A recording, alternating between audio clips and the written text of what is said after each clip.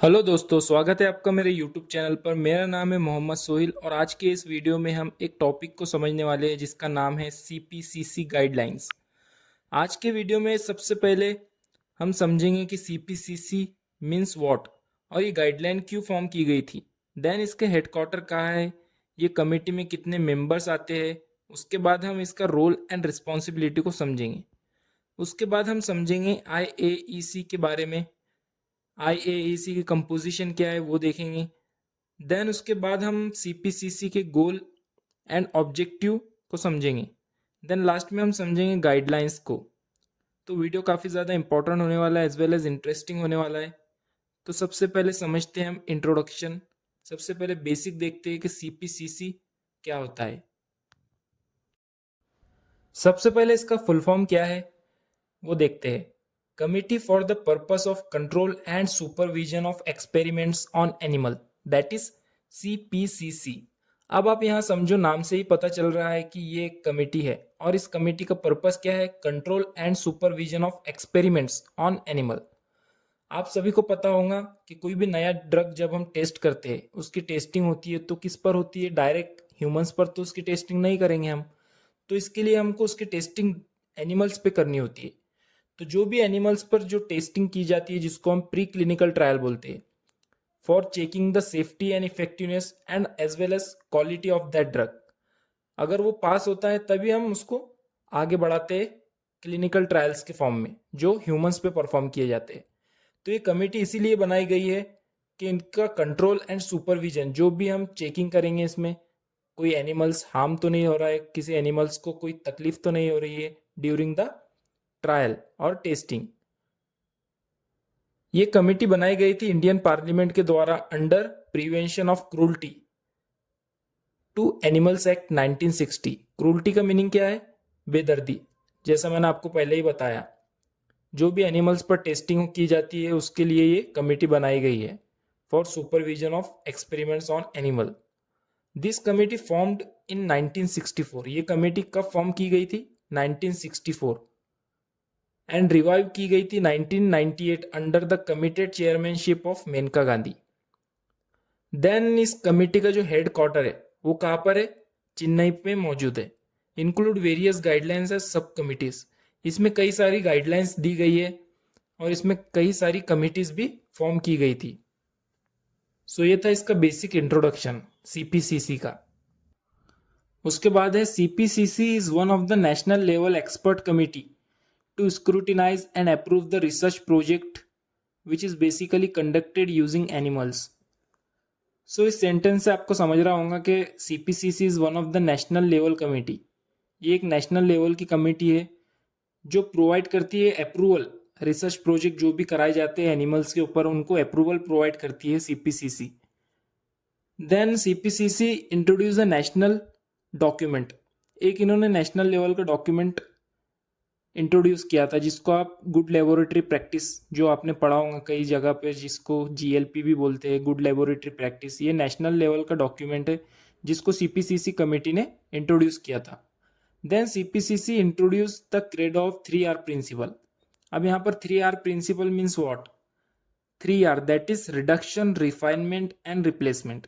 इन चीज़ों को हम आने वाले स्लाइड्स में समझेंगे।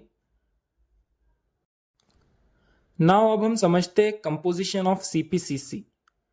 सो CPCC committee is composed of members of scientific community. Members of scientific community में आएंगे scientist, researchers, then regulatory authorities. आप सभी को पता होगा हमारे इंडिया की रेगुलेटरी अथॉरिटी है CDSCO, central drug standard control organisation. अलग अलग देश की अलग अलग रेगुलेटरी अथॉरिटीज होती है, हमारे इंडिया की कौन सी है, सीडीएससीओ। देन उसके बाद इसके कंपोजिशन में आएगा एनिमल एक्टिविस्ट रहेगा इसमें एक। The committee has 10 expert and 3 official members. So ये इसकी कंपोजिशन सीपीसीसी की। Then ministry of environment and forest, that is animal welfare. According to animal welfare CPCC में 2 कमिटीज आती है।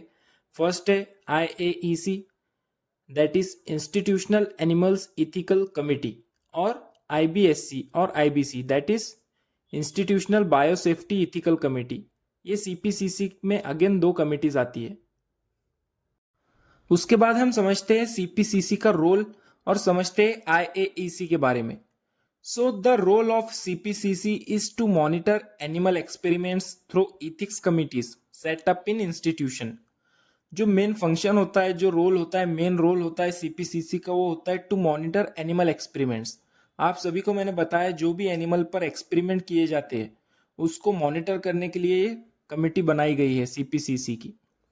Then IAEC scrutinize all project proposal for experimentation on animal। जो IAEC जो हमने पहले देखे वो नज़र रखता है जितने भी प्रोजेक्ट प्रपोजल बनाए गए हैं एनिमल्स पर एक्सपेरिमेंट करने के लिए। फॉर स्मॉल एलिमेंट्स वो फाइनल अप्रूवल देता है और फॉर लार्ज एनिमल्स वो रिकमेंडेशन देता है टू SCLA। अब SCLA मीन्स क्या? Sub committee on large animals, SCLA। Then हम देखते हैं इंस्टीट्यूशनल एनिमल इथिक्स कमेटी का कंपोजिशन क्या है। एक उसमें बायोलॉजिकल साइंटिस्ट रहेगा, 2 साइंटिस्ट फ्रॉम डिफरेंट बायोडिसिप्लिन, अलग अलग बायोडिसिप्लिन के 2 साइंटिस्ट और रहेंगे। देन उसके बाद वेटरनरियन रहेगा एक उसमें जो एनिमल्स की केयर के लिए रहेगा। देन उसके बाद साइंटिस्ट इंचार्ज, एक साइंटिस्ट इंचार्ज रहेगा जो कि एनिमल हाउस फैसिलिटी में रहेगा। The chairman preferably head of the institution department, एक चेयरमैन रहेगा जो हेड रहेगा इंस्टीट्यूशन का और डिपार्टमेंट का। जो ये कमेटी बनाई गई है उसके डिपार्टमेंट का एक हेड रहेगा जिसको हम चेयरमैन बोलेंगे। And member secretary need to be nominated from the above 5 members. और एक उसमें एक नॉमिनेटेड मेंबर रहेगा जो भी हमने ऊपर 5 में कंपोजिशन में देखे उसमें का एक नॉमिनेटेड मेंबर इसमें रहेगा। देन अदर मेंबर्स में आएंगे मेन नॉमिनी आएगा, link nominee, scientist from outside and socially aware nominee which is nominated by CPCC. The validity of IAEC for 3 years, इसकी वैलिडिटी कब तक रहेंगी? 3 साल तक इसकी वैलिडिटी रहेंगी। उसके बाद हम समझते हैं goals and objective of CPCC. First, to promote the human care of animals used in research. जो भी रिसर्च के लिए एनिमल यूज होने वाले हैं उन एनिमल्स की केयर करना, ये उसका मेन गोल है सीपीसीसी का। To provide specification that will enhance animal wellbeing and quality of research. Then उसका ऑब्जेक्टिव है effective functioning of institutional animal ethic committee. उसके बाद हम देखते हैं मेन एक्टिविटीज हमको क्या परफॉर्म करनी है। रजिस्ट्रेशन ऑफ एस्टेब्लिशमेंट, हमको रजिस्टर करना है किसके लिए? फॉर एक्सपेरिमेंट्स ऑन एनिमल, जो भी हम एनिमल पे एक्सपेरिमेंट करने वाले। देन उसके बाद फॉर ब्रीडिंग ऑफ एनिमल, जो भी हम एनिमल्स को खाना खिलाने वाले उसके लिए हमको एक रजिस्ट्रेशन फॉर्म करना होगा। Then approval of animal house facilities, हमको जो एनिमल हाउस फैसिलिटीज़ है, जो भी हमको एनिमल जिसमें हम रखेंगे जो हाउस की फैसिलिटीज़ है उसके लिए अप्रूवल चाहिए होगा कि whether the animal house is proper और नॉट। देन उसके बाद permission of committee for conducting experiments, हमको परमिशन लेना होगा किससे? कमिटी से, for conducting experiments on animals. So ये मेन एक्टिविटीज़ है। उसके बाद हम आते हैं हमारे मेन टॉपिक पे, सीपीसीसी गाइडलाइंस। फर्स्ट है veterinary care. Veterinary care means कि जो एनिमल्स हमारे एनिमल हाउस में अवेलेबल है उनकी देखरेख करना, उनकी केयर करना, जो कि हमको एक वेटरनरियन प्रोवाइड करेगा।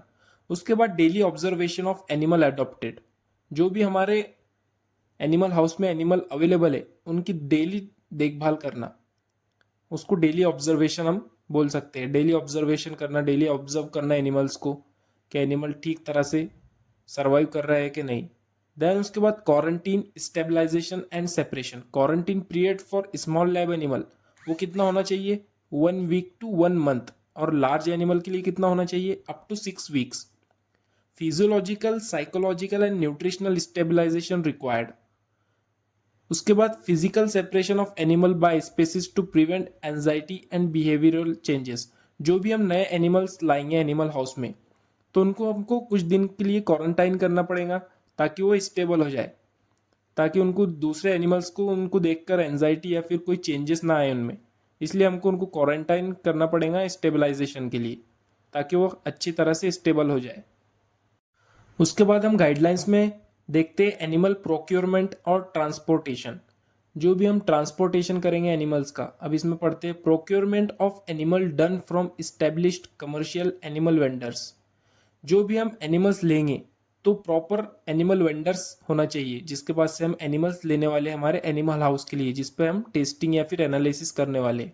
During transport stress avoided by use of transport container like cages और क्रेट्स ऑफ एप्रोप्रिएट साइज. जो भी हम कंटेनर लेंगे जिसमें हम एनिमल को खरीद कर लाएंगे, जैसे वेंडर से हमने एनिमल्स लिए फॉर एग्जांपल हमारे एनिमल हाउस के लिए, तो प्रॉपर केजेस होने चाहिए उसमें, वो प्रॉपर डिजायर्ड साइज होनी चाहिए उसकी. अगर वो साइज कम है उसकी तो इसमें एनिमल्स को कुछ प्रॉब्लम्स ना हो. Then permissible number of animals accommodated in each container. हर एक कंटेनर में एक प्रॉपर अमाउंट ऑफ एनिमल्स होने चाहिए. लाइक फॉर एग्जांपल हमारा कंटेनर छोटा है तो हमको उसमें एक से ज़्यादा एनिमल नहीं होने चाहिए. ये सब चीज़ों का हमको इसमें ध्यान रखना है. अब आगे हम गाइडलाइंस में देखते हैं. एक्सपेरिमेंटल एरिया, जो भी हम एक्सपेरिमेंट परफॉर्म करने वाले एनिमल्स पे वो कैसा होना चाहिए. Experiment should be carried out in a separate area away from the place where they are housed. अगर फॉर एग्जांपल आप एनिमल्स को जहाँ पर रख रहे हैं वहाँ पर उसका एक्सपेरिमेंट हम नहीं कर सकते, इसके लिए एक सेपरेट एरिया होना चाहिए. लाइक दूसरे एनिमल्स को इससे कोई दिक्कत ना हो. Then separate functional area for surgical support, treatment of animals, post operative and intensive care. इस सब का डिफरेंट एरिया होना चाहिए ताकि जो भी हाउस्ड एनिमल्स है जो प्रॉपर तरीके से रखे हुए हैं केजेस में, क्रेट्स में, उन्हें कोई दिक्कत ना हो देखकर. अगर फॉर एग्जांपल आप सर्जिकल कुछ परफॉर्म कर रहे हैं एनिमल्स पे तो दूसरे एनिमल्स को उससे प्रॉब्लम ना हो, इसलिए इसके लिए सेपरेट एरिया होना चाहिए. उसके बाद हम नेक्स्ट गाइडलाइन पे बढ़ते हैं, फिजिकल फैसिलिटीज. सो बिल्डिंग मटेरियल कैसा होना चाहिए. Building material should be durable, moisture proof, fire resistant and pest resistant. इसका हमको ध्यान रखना है. देन कॉरिडोर कैसा होना चाहिए. Wide enough to facilitate the movement of personal and equipment. जो भी इक्विपमेंट हम एनिमल के ऊपर एक्सपेरिमेंट परफॉर्म करने के लिए लगने वाले हैं उसके लिए अच्छा खासा हमको एरिया लगेगा. Then animal room doors should be fit properly, should not be rust. उनके जो डोर्स है वो प्रॉपरली फिट होने चाहिए, उसमें गैप्स वगैरह नहीं होने चाहिए. Then exterior windows. अब यहाँ पर आपको समझना होगा कि यहाँ पर विंडोज हमको नहीं चाहिए, विंडोज आर नॉट रिकमेंडेड. अब आप बोलोगे क्यों, तो इसका बेसिक रीज़न है अगर फॉर एग्जांपल स्नेक्स वगैरह अंदर आता है तो उससे एनिमल्स को प्रॉब्लम हो सकती है, तो इसके लिए हमको इसमें विंडोज नहीं चाहिए. देन फ्लोर्स, बट हमको विंडोज नहीं चाहिए बट वेंटिलेशन एरिया हमको प्रॉपर तरीके से प्रोवाइड करना होगा. Then floors, smooth, moisture proof, non absorbent and skid proof floors हमारे होने चाहिए. Then drains, proper drainage should be required. Floor should be sloped, sloped हमारे फ्लोर्स होने चाहिए. देन स्टोरेज के एरिया कैसा होना चाहिए. डिज़ाइन फॉर फीड, जो हम उनको खिलाने वाले हैं फीडिंग प्रॉपर तरीके से उनकी होनी चाहिए एनिमल्स की. देन बेडिंग एरिया उनका प्रॉपर होना चाहिए. और cages and material not in use. तो ये था हमारी फिजिकल फैसिलिटीज़. उसके बाद हम देखते हैं एनवायरनमेंट कैसा चाहिए इसके लिए. टेम्परेचर होना चाहिए between 18 to 29 degree Celsius. Humidity control which is ranges from 30 to 70%. Then ventilation होना चाहिए design with 12 to 15 air cycle per hour. हर घंटे में 12 से 15 हमको एयर साइकिल इस पे चाहिए. Then power and lighting system should be safe, fluorescent light are efficient, emergency backup needed. जो लाइटिंग एरिया है वो प्रॉपर तरीके से होना चाहिए, सेफ होना चाहिए. देन नॉइस कंट्रोल हमारे लिए इसमें ज़रूरी है, नॉइस फ्री इन्वायरमेंट हमको इसमें चाहिए. Concrete wall are more effective, जो वॉल्स है हमारी वो कॉन्क्रीट की बनी होनी चाहिए. उसके बाद हम बढ़ते हैं एनिमल हस्बेंड्री. केजिंग और हाउसिंग सिस्टम इसका कैसा होना चाहिए वो देख लेते हैं. The housing system should provide adequate space. Proper तरीके का उसमें स्पेस होना चाहिए, जैसा कि मैंने आपको पिछली स्लाइड में बताया. फ्रीडम ऑफ मूवमेंट, उनको हलचल करने के लिए प्रॉपर फ्रीडम होनी चाहिए. Then normal postural adjustment. उसके बाद कंफर्टेबल होना चाहिए environment. Easy access to food and water, आसानी से उनको food and water easily provide होना चाहिए, अपने आप वो फीड कर सके, वाटर को इनटेक कर सके. देन एडिक्वेट वेंटिलेशन, प्रॉपर तरीके का वेंटिलेशन होना चाहिए. हमको यहाँ पे विंडोज नहीं चाहिए बट प्रॉपर तरीके का इसमें वेंटिलेशन ज़रूरी है. उसके बाद फूड एंड वाटर कैसा होना चाहिए. Food should be palatable, non contaminated and nutritionally adequate. और वाटर कैसा होना चाहिए. Water should have continuous access to fresh portable uncontaminated drinking water. ये सब चीज़ों को आपको खास तौर से ध्यान रखना है। देन उसके बाद हम देखते हैं उनका bedding system. Bedding should be absorbent, free from toxic chemical, then should be removed and replaced periodically with fresh materials. और उसका ट्वाइस अ वीक आपको बेडिंग इसमें चेंज करना रहेगा। उसके बाद हम देखते हैं sanitation and cleanliness. Animal room corridor should be clean properly. Storage space and other areas should be cleaned with appropriate detergent and disinfectant.